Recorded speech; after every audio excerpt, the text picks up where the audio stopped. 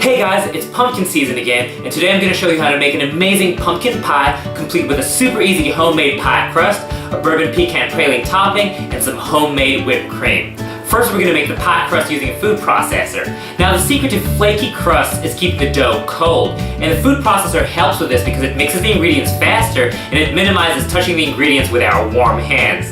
In the work bowl of our food processor, add 1 1/4 cups of all-purpose flour, 1 1/2 teaspoons of granulated sugar, a half teaspoon of table salt, and pulse it a couple of times to mix the dry ingredients. Then add 1 stick of cold unsalted butter that's been cut up into pieces. Pulse this till the pieces of butter are the size of small peas. Transfer this mixture into a mixing bowl. Add 1/4 cup plus an extra tablespoon of ice cold water and mix it in. Knead the dough into the bottom of the bowl with your hands until it comes together. Wrap this dough in plastic wrap and refrigerate for 1 hour, or put it in the freezer for 15 minutes.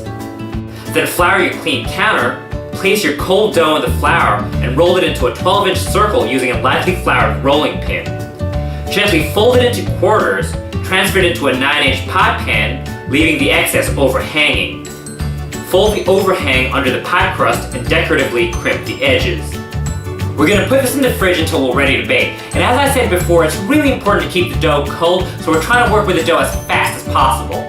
Next, preheat your oven to 400 degrees Fahrenheit, and while that's preheating, we're going to make the pie filling. In a saucepan, add 1 15-ounce can of pure pumpkin puree, 2/3 cups of granulated sugar, half a teaspoon of salt, 1 teaspoon of ground cinnamon, half a teaspoon of ground ginger, 1/8 teaspoon of ground cloves, and a pinch of ground nutmeg.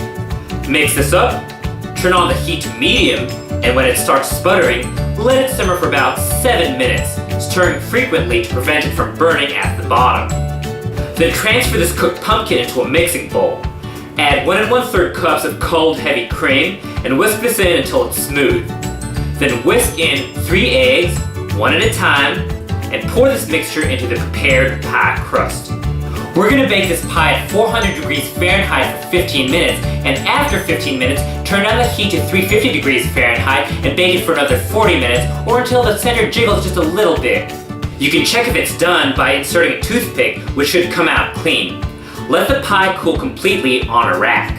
I actually prefer my pumpkin pies chilled, so if you're like me, put it in the fridge until you're ready to serve it. Now this pumpkin pie is ready to eat as is, but I like having it with a bourbon pecan praline topping and some homemade whipped cream. So while you're waiting for your pie to cool, you can take a small saucepan over medium-low heat, add half a cup of dark brown sugar, 6 tablespoons of unsalted butter, 3 tablespoons of heavy cream, and 1/4 teaspoon of salt. Then let it simmer for about 5 minutes. Remove from the heat and stir in 1 teaspoon of vanilla extract, 1 tablespoon of bourbon, and 3/4 cup of pecans. Let this cool to room temperature. And finally, to make homemade whipped cream, pour 1 pint of heavy cream into a mixing bowl. Using a hand mixer, mix it on low to medium speed for about 2 to 3 minutes till it gets thicker. Then slowly add in 1/4 cup of granulated sugar and 1 teaspoon of vanilla extract while mixing. You know it's done when stiff peaks form, but the texture still looks smooth. Be careful not to overmix it, or else it'll start looking clumpy and eventually start to separate, which we don't want. Now we're just going to ladle some of our bourbon pecan praline topping on our pie, add a dollop of whipped cream, and there you have it.